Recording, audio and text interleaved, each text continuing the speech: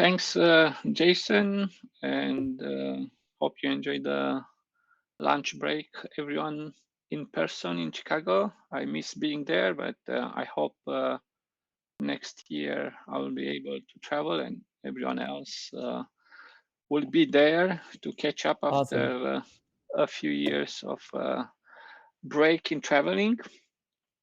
So for today, I prepared more like an action about the Kamailio configuration file being something specific for our project in terms of type of configuration file and how we use it during the runtime for routing SIP packets, so handling the SIP traffic coming to Kamailio.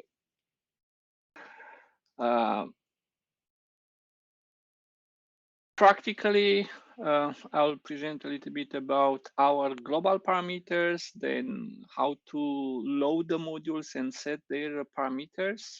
Modules practically bring the features to Kamailio. Then the routing blocks and what you can use in these routing blocks, like the statements, the actions we have, and then the variables, transformation functions, and so on. As a short description of our configuration file, our like Kamailio configuration file, practically we address two needs for the application. One would be initializing Kamailio, and here we speak about these global parameters, what would be the sockets to listen on, for example, to receive the traffic and send out the traffic. Then loading the modules and their parameters. Here we enable or add features in top of Kamailio core. And here would be extensions related to list code routing, load balancing, security related features like detecting attacks and blocking them, or authenticating users, tracking online users with the location tables. All these are coming via the modules. Practically, the Kamailio core implements the foundation in terms of like the SIP parser, transport layer for UDP, TCP, TLS. But when it comes to business related features, you will have to load modules. Think about the core like an empty plate, considering that we are in the lunch break now. And then the modules would be your choices on a buffet, on a Swedish buffet. I want a load balancer. I have to load this module on my plate, and then for security and other modules. And then you build your config file. So practically you fill in the plate with the food you want to eat, or with the features that you want Kamailio to do in that instance.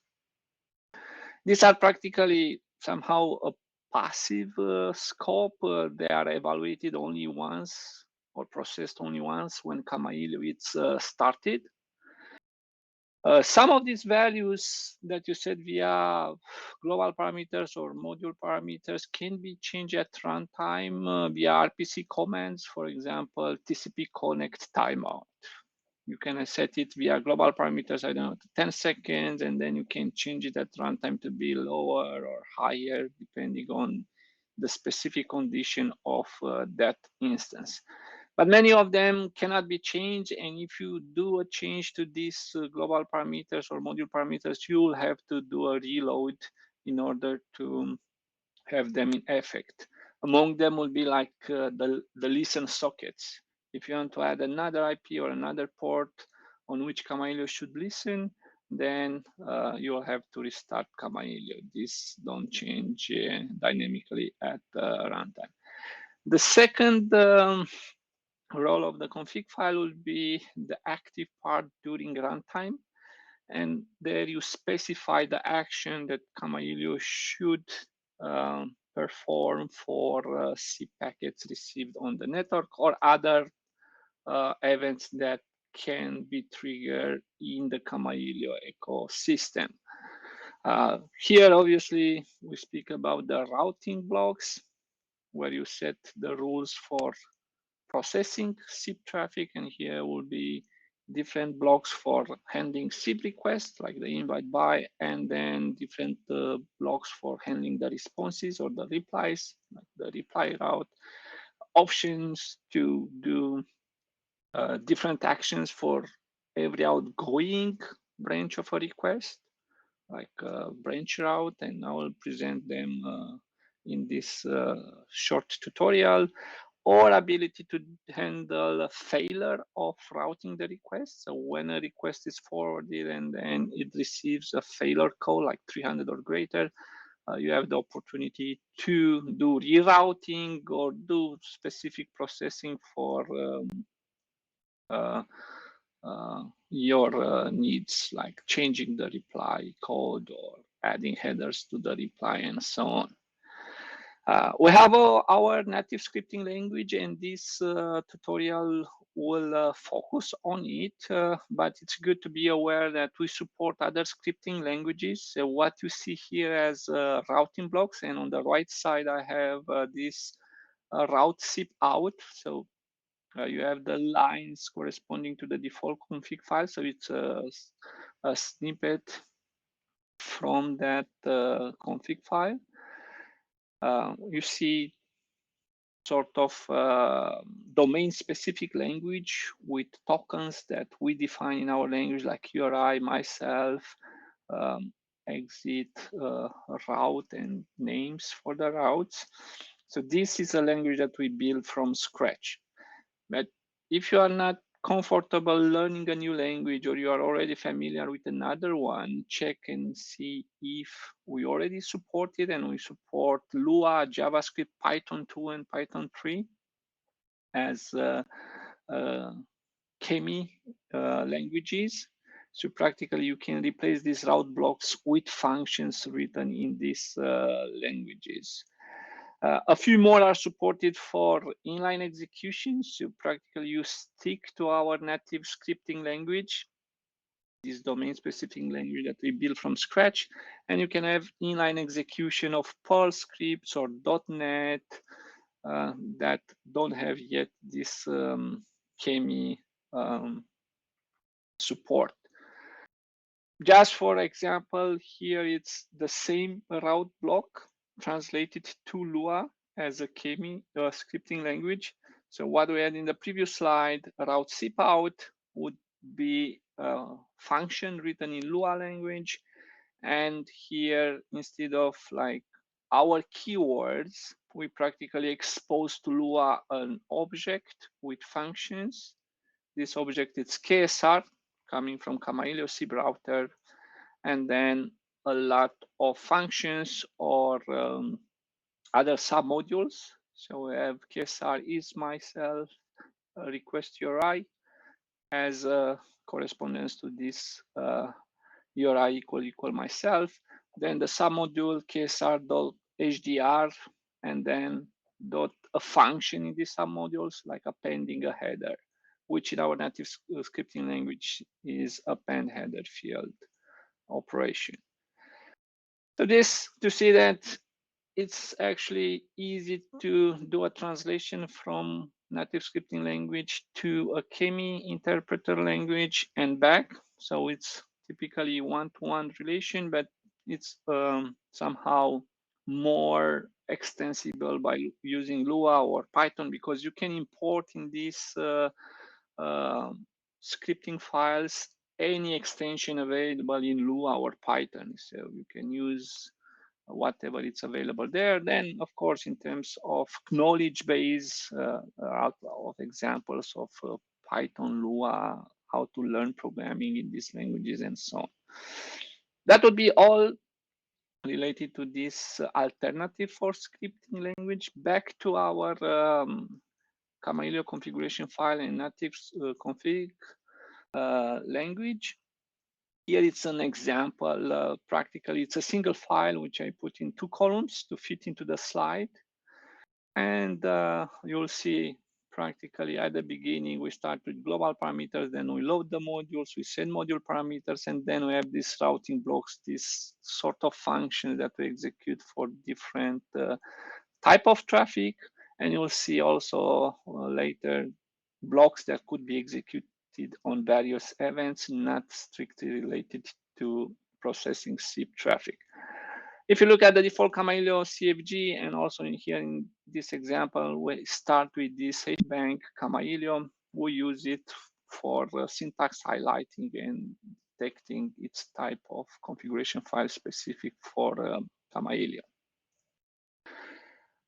So now I will explain or present a little bit about all these elements and components that could be inside the configuration file. First, obviously, as with any scripting language or config file, we also support comments, line comments and block comments.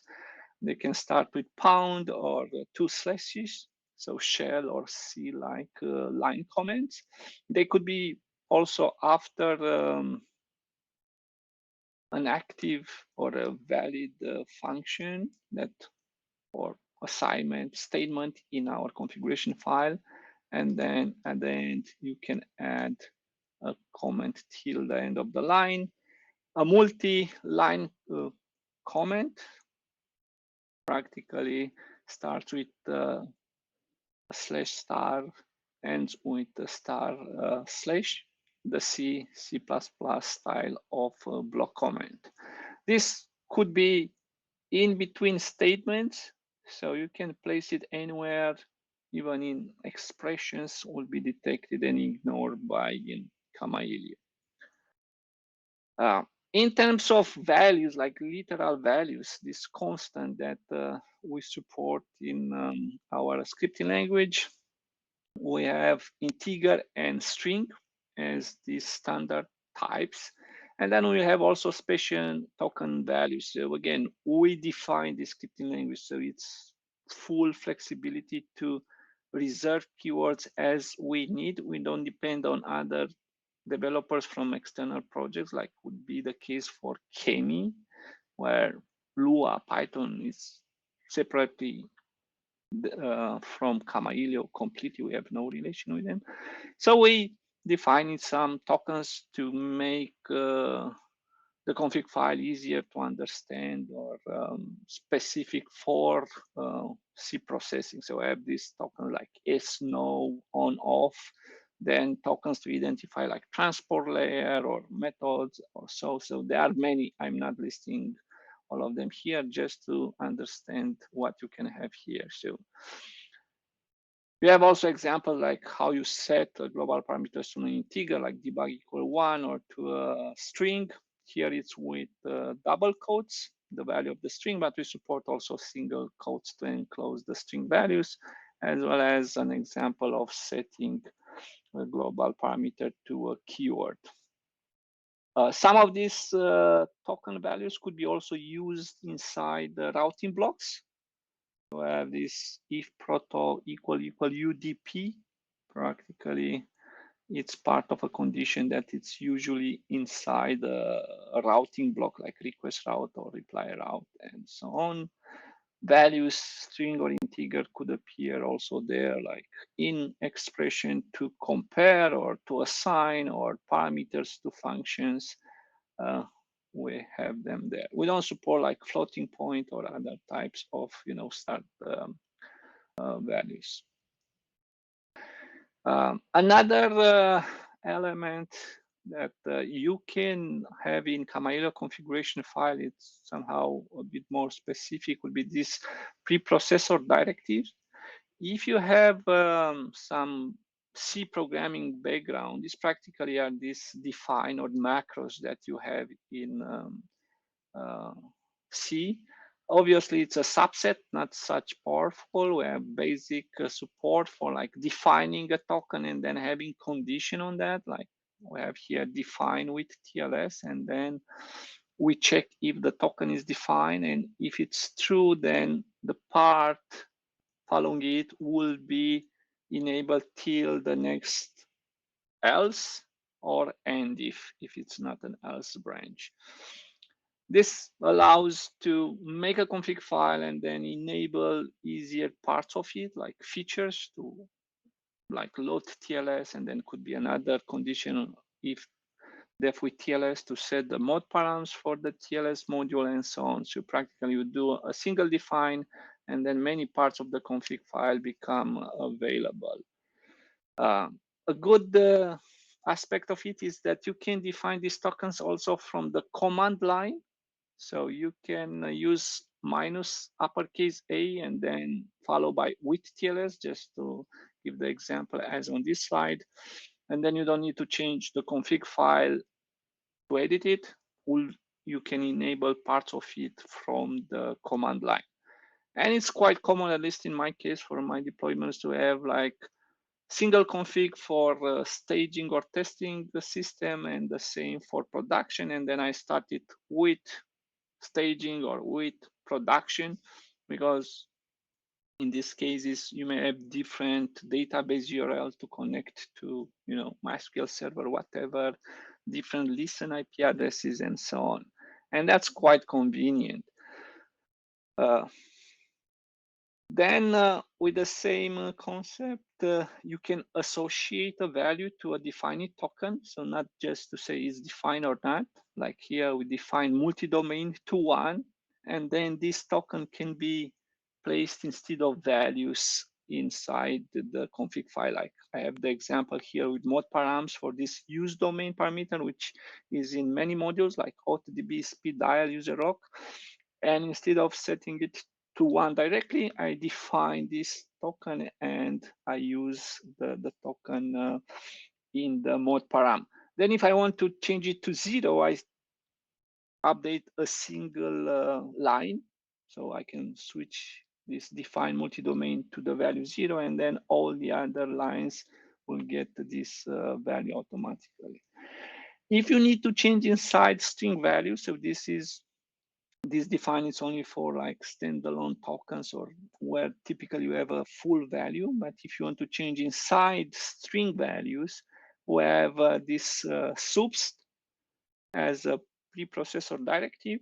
And the example here, it's replacing the subdomain part of this mode param value from the not helper, the shipping from parameters for the not helper. This could be also useful. The subst as the format of set per like substitution expression with a match replacement and the flags like match ignore and do global replacement, so replace all the occurrences.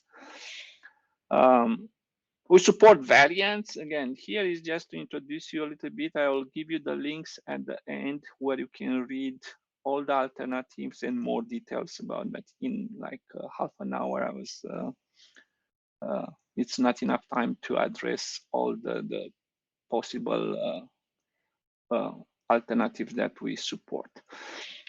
In terms of global parameters, they are typically name equal value. Again, the value, integer, string, or special tokens. What you have to be aware of, some of these global parameters are single value. So even if you set it many times, the last one it's used, but some of them are multi-value, like listen.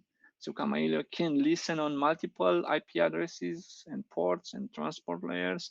You can set this listen many times and it's not overwriting the previous one. Like if you do the same for debug, will overwrite. The last one will be in effect at runtime.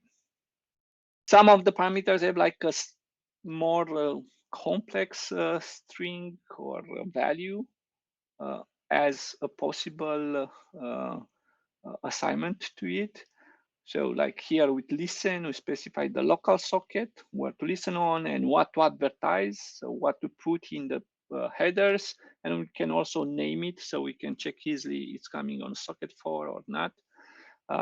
This with advertise, it's practically how you can have Kamailio listening behind a NAT router or a NAT firewall, one-to-one port forwarding firewall like Amazon Cloud, because you have to specify the local interface IP and what should be put in the public headers sent out, so traffic comes back to the same box. Loading the modules for Kamailio, again, it's where we have most of the features you'll have to load at least 10, 20 modules to have a good Kamailio instance that offers features for a useful system. What you should be aware of is that not all the modules are compiled by default or part of the main Kamailio package if you install from deb or RPM. You need to, sometimes you need to install additional packages like Kamailio TLS modules to get the TLS module installed from the RPM or Debian. Or if you compile from sources, you have to add it to this include modules, the list of parameters of the modules you want to use in your config, and do make include modules equal TLS WebSocket all to compile it and prepare it for installation, and then you can do make install.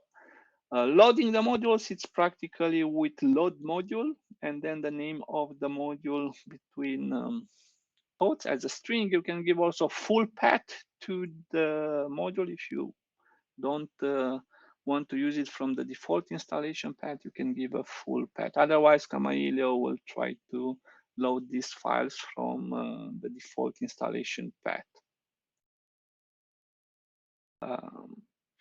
Setting the parameters for the modules, again, their values have to be provided as an integer or a string.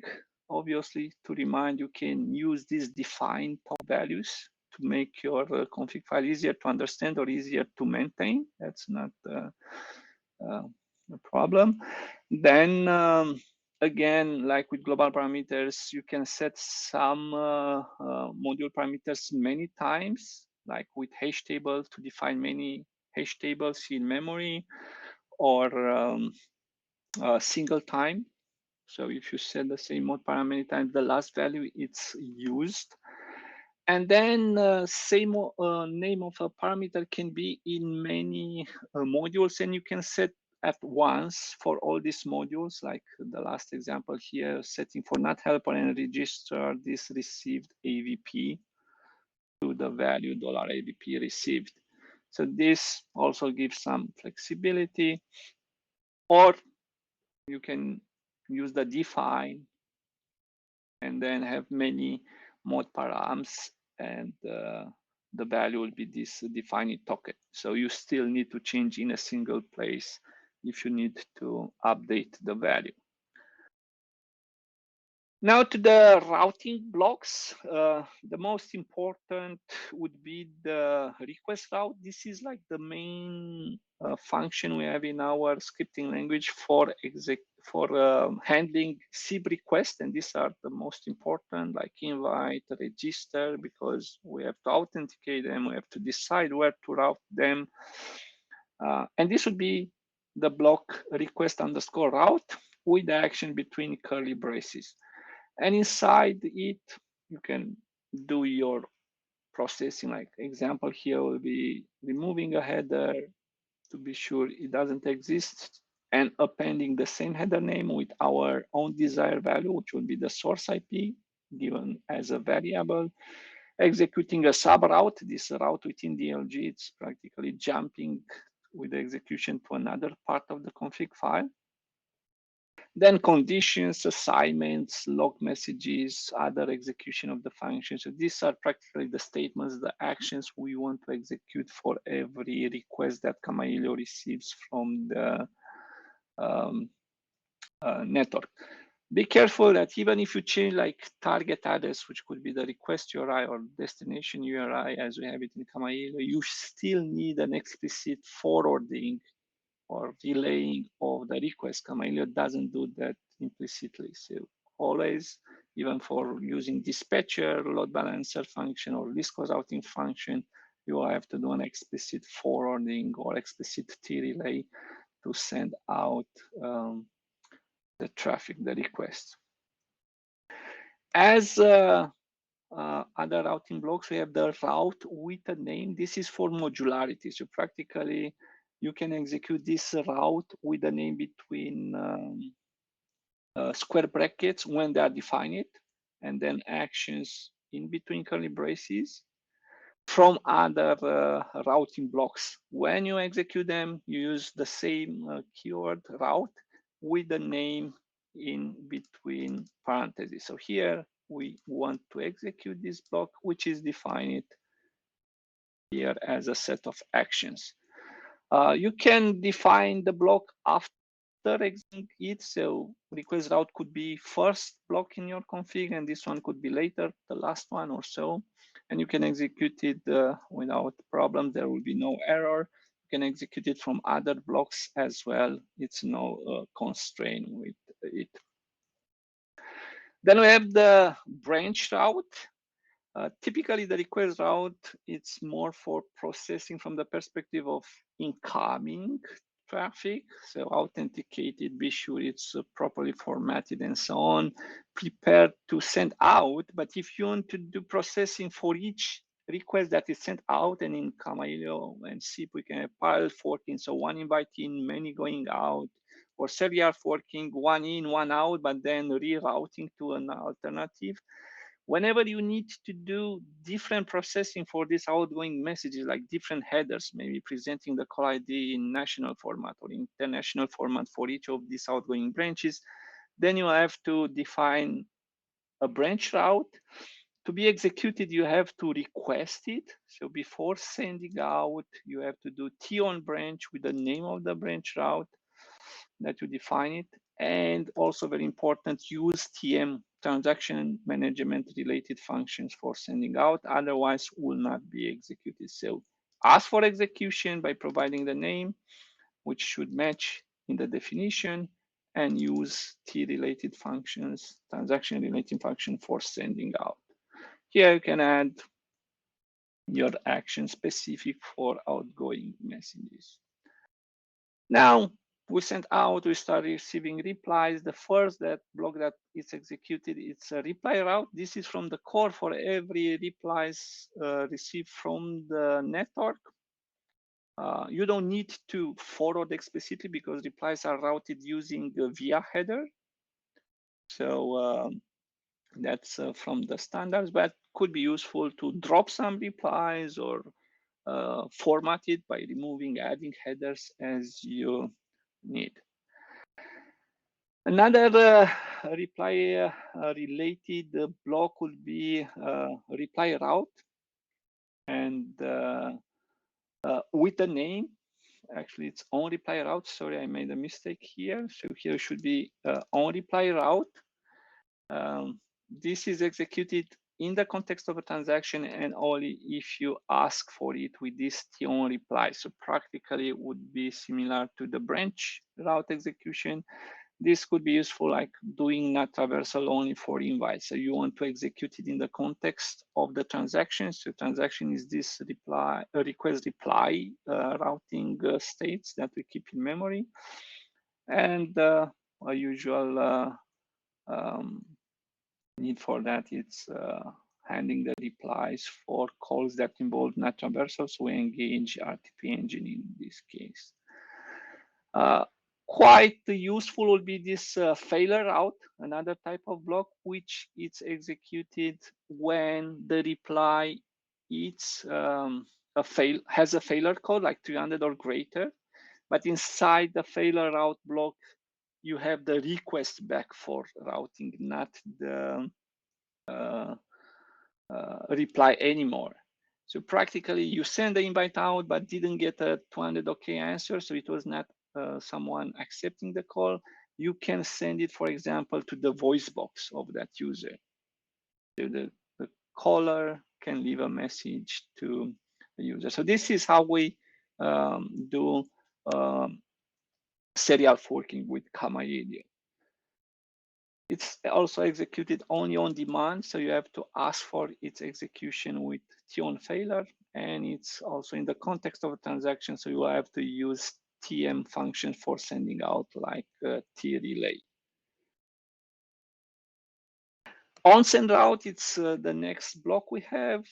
This is useful if you want to check what's going to be sent to the network. So you cannot change anymore the message. It's automatically executed for request, but you can enable it also for the SIP replies. You can't change anymore the content of the buffer to be sent out. You can inspect it with our regular expression string search and so on if you want to do, but typically it's useful for looking like target address, next hop address, where it's going to be sent, and you have the chance to drop it, like don't send it out based on these conditions. Not that popular, but in some cases could be useful.